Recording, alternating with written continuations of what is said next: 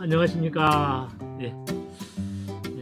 오늘은 그 금요 세미나에서 그간 그 유튜브로 발관리요법, 광명특반사요법, 그리고 또 발끝 정혈요법들을 이제 쑥 냈었는데, 굉장히 반응들이 좋아요. 그리고 또 해본 사람들이 어떤 치료 효과도 좋다고. 근데 조금 더 정확하게 좀 알고 싶고 하는 부분들이 많은 것 같아요. 그래서 오늘은 어떤 그 실기 부분을 하기보다는 그 사이에 궁금했던 내용들을 질문과 답변 형식으로 좀 꾸며봤습니다. 그래서 일반인들이 하는 질문 6개 하고, 또 이제 고참 회원들이 좀 더 궁금한 걸 좀 알고 싶은 것을 한 4가지 정도, 이렇게 2가지 파트의 심층 질문과 일반적인 질문으로 해서 한번 말씀드려 보겠습니다. 먼저, 일반적인 발 관리는 그냥 시술을 받으면 그냥 편안하게 받는데, 광명족반사요법이나 발끝 정혈요법은 뭘 그렇게 뭐 일어나라 했다가 발등을 구부려 보라 했다가 뭐 여러 가지 이렇게 어떤 행동을 함께 하라고 하는가요? 라는 그런 질문이 있어요.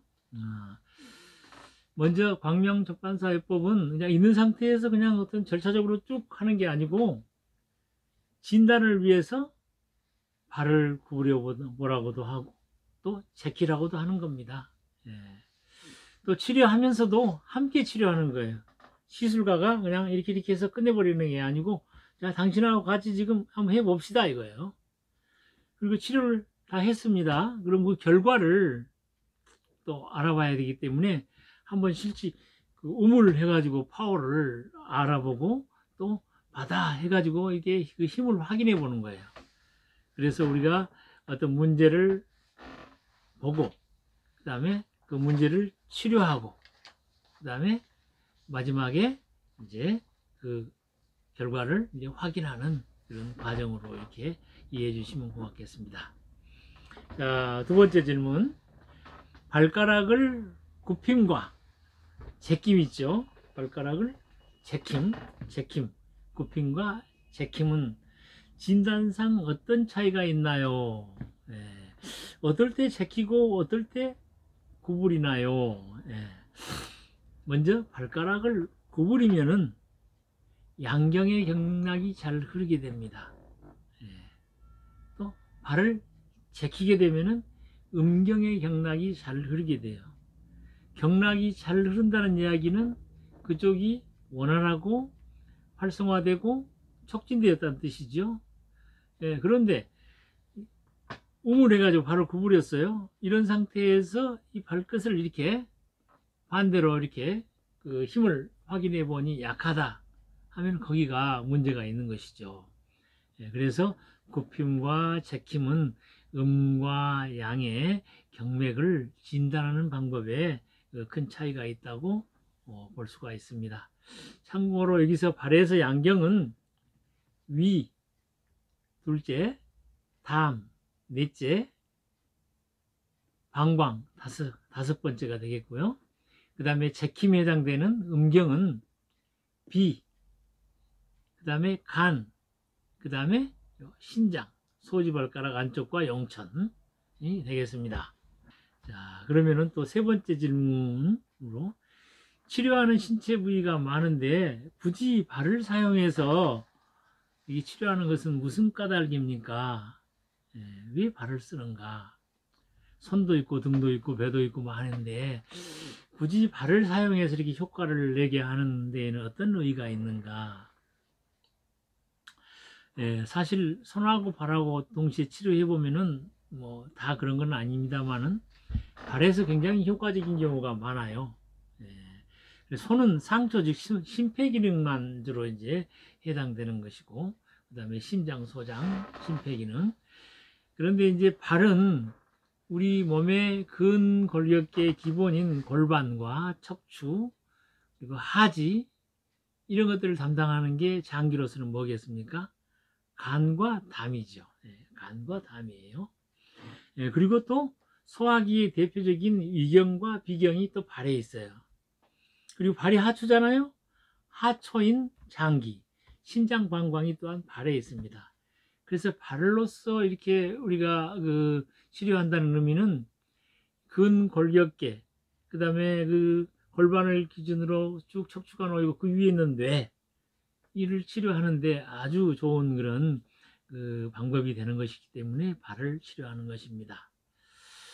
예, 그리고 또한 이제 뇌하고 파킨슨병이라든지 이런 것들을 발로 많이 이제 조금 도움을 줄 수가 있어요. 그런데 왜 그 뇌병을 다른 데보다 발이 잘 치료되는가 하면은 뇌하고 가장 거리가 먼 곳이 어디입니까?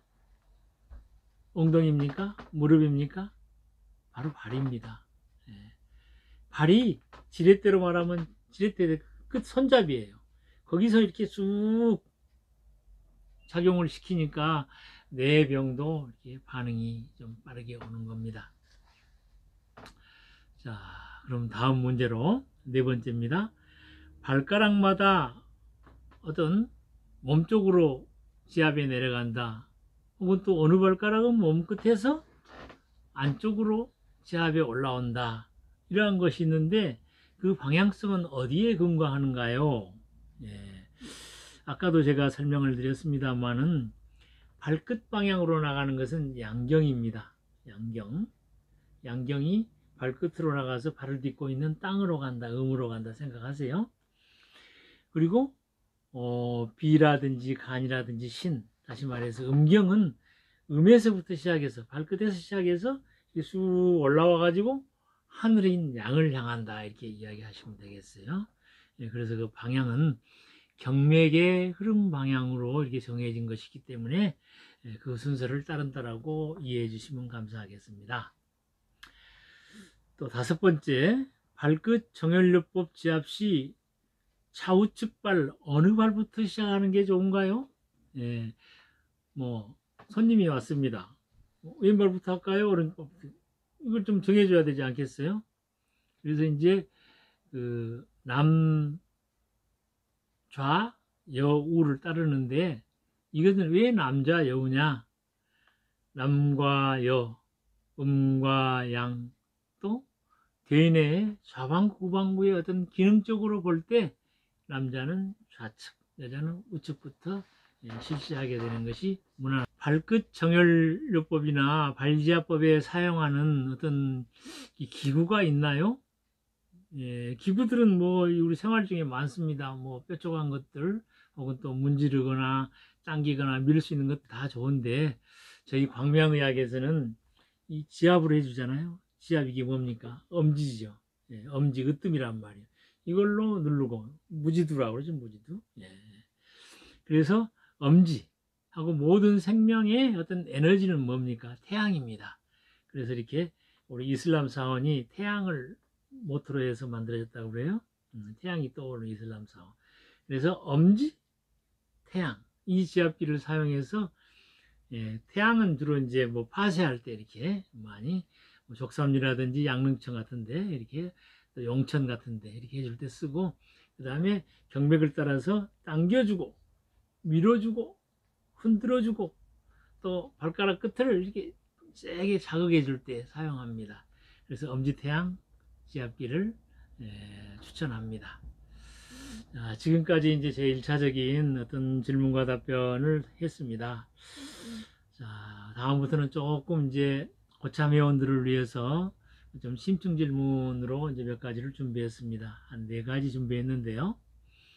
먼저 제 시술하는 것을 쑥 보던 분이 이제 질문을 해요. 선생님 시술하는 것을 보면은 경맥의 흐름 1차, 2차, 3차 흐름이 있잖아요. 1차는 생명의 가장 근본인 그 심폐기능과 호흡과 호흡과 또 음식을 먹고 또 소화시키는 그 1차, 다시 말해서 엄지 검지. 그 다음에 이제 다음 중지 약지 이런 데로 안 가고 제일 끝인 소지 방향으로 간단 말이에요. 여기는 먹고 숨 쉬었으니까 살아났잖아요. 그 다음에 자기 자아 실현하는 심장과 소장입니다. 손에서는, 발에서는 심장과 방광이에요. 네. 그 다음에 이제 세 번째로는 마지막 자아 완성의 단계, 심포 3초, 손에서는, 이 발에서는 간담, 이렇게 이제 해주게 되는데, 근데 또 어떨 때에는 선생님께서는 엄지에서부터 검지, 중지, 약지, 소지 방향으로 그냥 지압을 쑥 해나갑니다. 이것은 어떤 이유인가요? 이렇게 질문을 하실 수가 있어요. 네, 하셨고, 이것은 발가락의 성장 분화 순서로 받아들일 수가 있습니다. 엄지, 그 다음에 검지, 중지, 이렇게 소지, 이런 방법을 씁니다. 그래서 이것은 좀 간략하게 할 때, 전신경락으로 할 때에는 아까 경락적인 방법 쓰시고, 간략하게 할 때는 이러한 그 엄지의 발의 성장 분화 순서로 해서 엄지에서부터 소지 방향으로 하셔도 무방하겠습니다. 그리고 또 이제 심층 질문 제 2번째. 왜 피부를 최대로 펼치는 상태에서 신체 상태가 진단되는가? 이렇게 흐물한 상태라든지 편안한 상태에서는 진단이 안 되는가? 이런 좋은 질문입니다. 참 중요한 내용인데요. 이 기라고 하는 특성을 아시면 좋겠어요. 기라고 하는 것은 가급적이면 흐름이기 때문에 빨리 흐르고자 합니다. 그러면 표면으로 나오고자 해요. 표면으로. 그래서 우리 표면을 향해서 쫙 이렇게 분출되면서 이렇게 흐르게 됩니다. 이것을 방이할 위기라고 합니다. 이 방이할 위기가 있기 때문에 우리가 찬바람에 잠깐 나갔어도 감기에 바로 걸리지 않아요. 그리고 뭐 여러 가지 변화, 그 육기에 대한 어떤 육사에 대한 풍사, 습사, 뭐 한사, 뭐 이런 것들에 대해서 방어가 되는 겁니다. 예를 들어서 이 위기가 표면으로 흐르는 기가 없다라면 우리는 금방 피부에서부터 병이 들어와서 그 다음에 근골에 머물고 근골에 머물다가 장부에서는 부 먼저 걸립니다. 부. 그 다음에 장으로 병이 오고 장까지 왔다. 이 오래되면은 골병이 되는 거예요. 그리고 골골하다가 어떻게 될 수도 있어요. 골러갑니다. 그렇기 때문에 우리 몸은 최대로 신전되었을 때 이때 상태가 그 기가 가장 빠르게 흐르고 그 제 상태를 충분히 출력을 봐주는 상태입니다. 이 상태에서 진단과 치료를 하는 것이죠. 그래서 이게 피부를 긴장한다는 의미에서 이 피내침도 상당히 의미가 있어요. 저 안에 장기의 문제, 뼈의 문제 같은 것들이 나타내주는 실마리가 바로 피부 앞통점이거든요. 이 점에 피내침을 넣는다든지, 혹은 또 다른 또 이 표면의 방법으로 중요한 것은 어떤 사연료법의 자락법이라고 있습니다. 주로 이제 이 주름이 지고 음인 안쪽을 하기보다는 등이라든지 피부 표면에 천자를 해요. 얕게 자침을 한단 말이죠. 치료하는 것이 있습니다. 우리 발끝 정혈요법에서는 최대로 신전시켜서 피부를 긴장시켜서 그 위기가 잘 흐르는 상태에서 위경, 담경, 방광경을 진단하고 안쪽에서 또 최대로 펼쳐서 비경, 간경, 신경을 진단하게 된다 하는 것을 알아주시면 좋겠습니다. 이제 세 번째 문제입니다. 세 번째 문제. 발의 굽힘과 펼침에 대해서 어떤 음양관계를 말할 수 있나요? 여기서 음양관계가 처음 나옵니다.